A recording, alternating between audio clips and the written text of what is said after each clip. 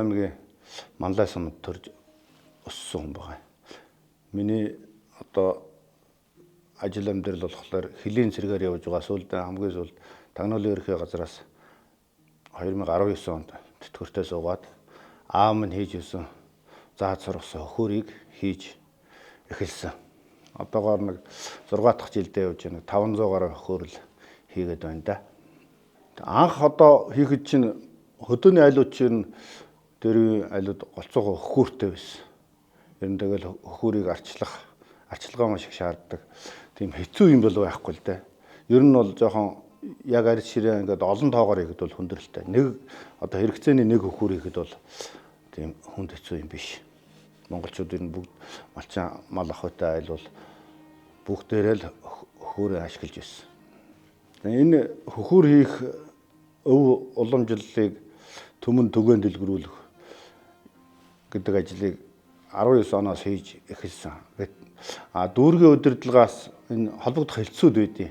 Одоо жижиг дунд үйлдвэрлэл энэ соёлын хөдөлмөр хамгаалал нийгмийн хөдөлмөр хамгаалал тэр хэлтс центрыг тийм хэлтсүүдээс ингээд дээшээ уламжлаад ийм хөхөр уралдаг хүн байна гэсэн үүднээс нийслэлийн соёлын газар уламжилсан юм шиг байгаа. Нийслэлийн соёлын газраас ийм хийдэг бол одоо энийг ерөнхий боловсролын хүүхдэд зааж сургах хэрэгтэй. Монгол ах уй соёл гэдэг юм чинь дэлхийд одоо 8 тэрбум хүн байхад монголчууд түүний 0.4% гэж хэлж байна шүү дээ. Юугаар ондоошод ялгаарч явах юм гэхэлэр энэ өв соёл монгол ах уй гэдэг юмараа л бус одоо улс үндэстнээс ялгарх учраас энийг одоо түгээн дэлгэрүүлгээд сонгон хайрхан дүүргийн 104-р сургууль, 151-р сургууль уудад нийт 200 гаруй хүүхдүүдэд одоо хөхүүр хийх өв уламжлалыг түгээн дэлгэрүүлсэн. Мөн гэрээр хүүхдүүд бас ирж бас заалгаж байна.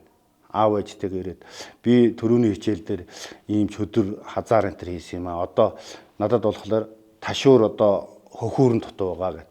Энэ 5 хүүхэд ингэж баг болгоод тэгээд 5 юм хийлгээд хазаар чөдөр бугуйл хөхүүр гэдэг ийм 5 юм хийлгээд тэрийг хийсэн юм хүүхдүүддээ өгөө явуулчихдаг байхгүй. Тэгэхээр нөгөө аав ээж нь бас монгол ахуйтай ойр байдаг хүмүүс одооны хүүхдүүд харьцангуй монгол ахуйгаас холдчих.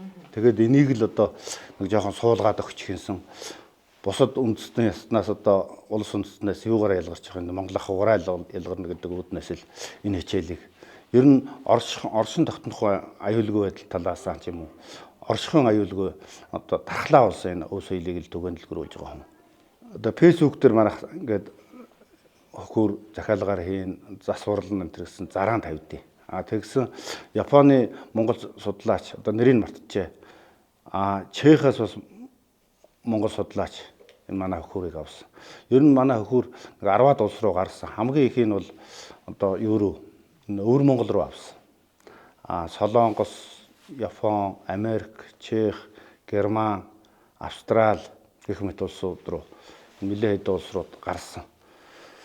Тэгээд энэ яг тэр гадаадд ажиллаж байгаа манай монголчууд чи үхрийн ферментерт ажиллаж юм байна л да. Тэгээд одоо зүгээр одоо сав суулганд хийгээд боловсруулсан үхрийн айрагнаас энэ хөхүүрэн дээсэн айраг шал өөр байд юм байна гэдгийг зориуд одоо манай фэйсбүүк мөхтөр сэтгэлдээ авч явсан хүмүүс нь бичсэн их тэр нэг бид нарт урам өгдөө. Бусад дүүрэг яадгийг одоо би сайн мэдэхгүй. Энэ манай согн хайрхан дүүргийн нэг онцлог нь болохоор энэ яг өвлөө уламжлагч энэ одоо үйлдвэр эрхлэгч нэ харьцангуй дэмжиж байх шиг надад санагддаг. Яагаад тэгэхээр энэ өвлөө уламжлагчдын өв тээгч нарын чуулга уулзалт болж байна.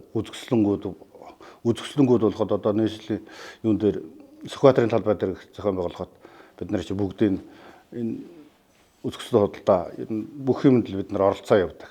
Тэгээд сая дүүргийн удирдлагаас энэ сургалтаа юунд дүүргээс зах хэмжээний юуг нь хөрөнгө гарганаа. Энэ сургалтаа хөтөлбөрөө аваадраа гэсэн шийд өгсөн. Тэгэхээр энэ дүүргийн сонгон хайрхан дүүргийнхээ хэмжээнд сургуулиудаа бол нэлээд их ахлагангийн орно. Багангийнханд орохлоор нөгөө утга хайч гэдэг юу юм чинь гараар хийж байгаа юм чинь бас аюулгүй байдал талаас эвгүй байд юм билээ. Тэгэхээр ахлагангийн хүүхдүүдэд ер нь энэ өвийг уламжилж үлдээх ажил бол нэлээд ахицтай, урагштай, дүүрэгтэйг хамтраад нэлээд урагштай явах ах. Энэ дүүргийн удирдлагаас ингээд жижиг дунд үйлдвэрлэл эрхлэгчтэй дэмжинэ, өв техникчнараа ингээд үйл ажиллагааг дэмжиж энэ байнгын